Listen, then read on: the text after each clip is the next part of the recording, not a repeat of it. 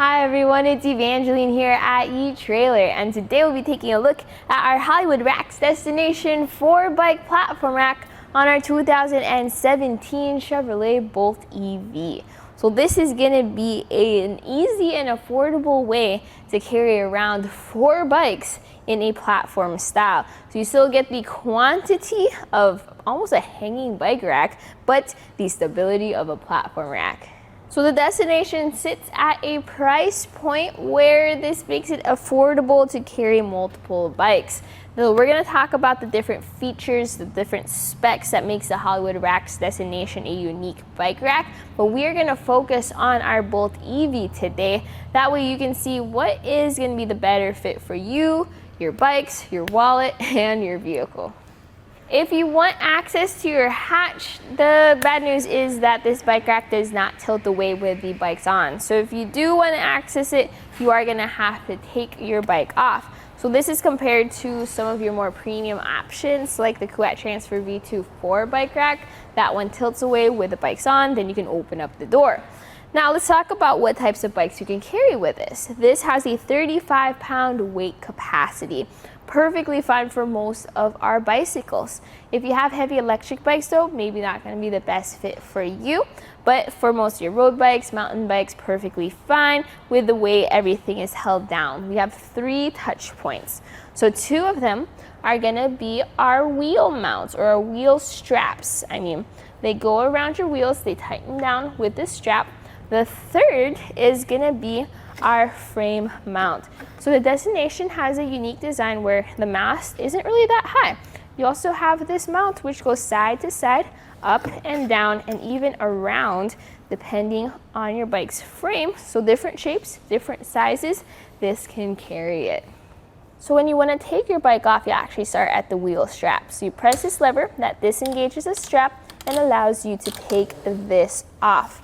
Once you have it fully released, I actually like to just swing this all the way to the side so it doesn't get caught up with my spokes. So that was one strap. Here's the 2nd strap. Swing that over to the side, and then you go over to the frame.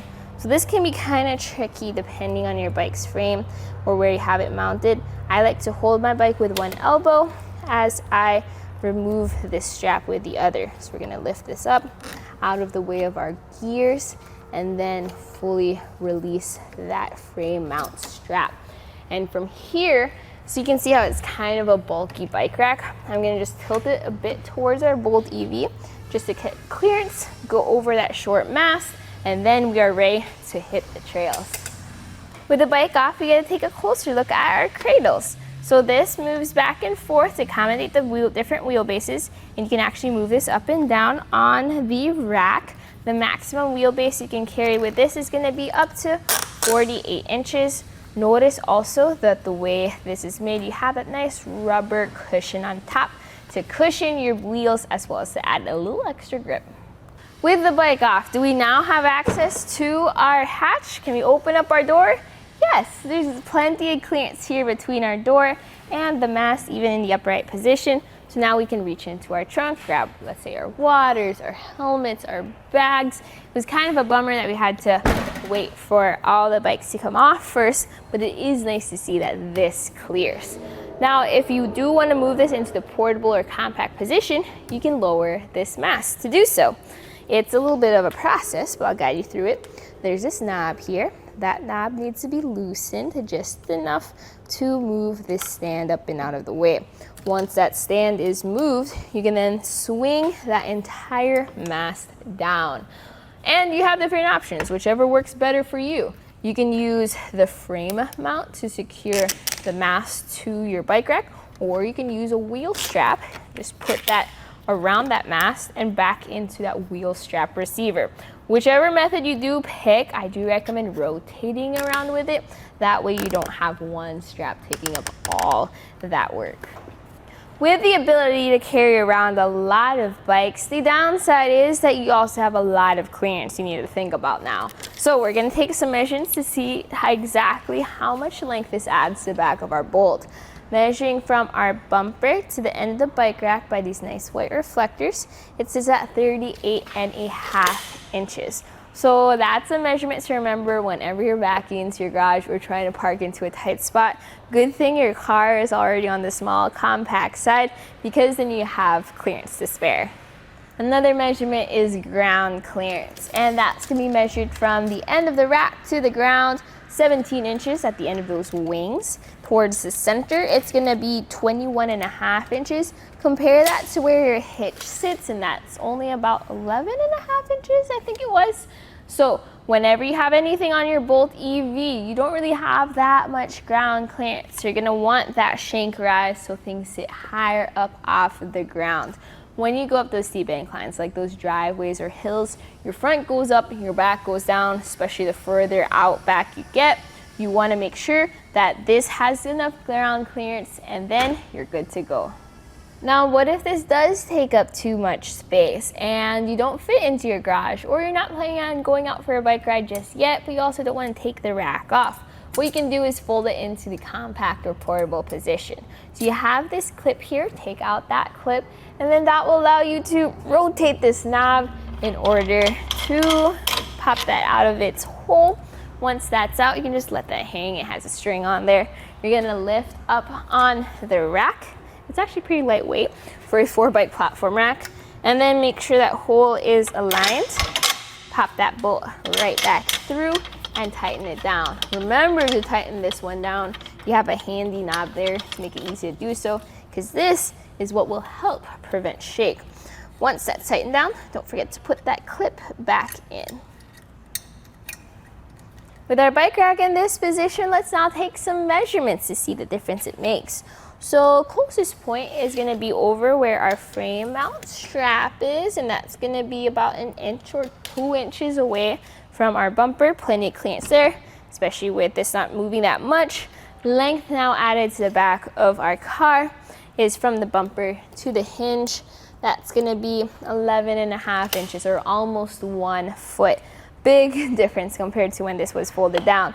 You'll definitely want it in this position when you're just driving around town, you don't want to take up too much space, or if you want to store this in your garage.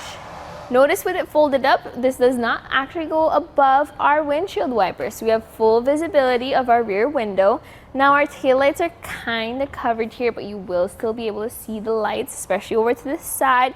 Our license plate sits kind of right where that panel is, and then our backup camera sits where that frame mount folds in. So what's going to happen is that as you do drive around, especially when you back up, you will be able to see the bike rack in your rear view camera, but you'll also be able to see through it all the cars and things behind you. Now, if that's still going to be a huge deal, then go ahead, bring this into the down position, and you can drive it around like that. So this bike rack has a 2-inch shank, and I actually have the Eco Hitch 2-inch hitch receiver installed on this Bolt EV.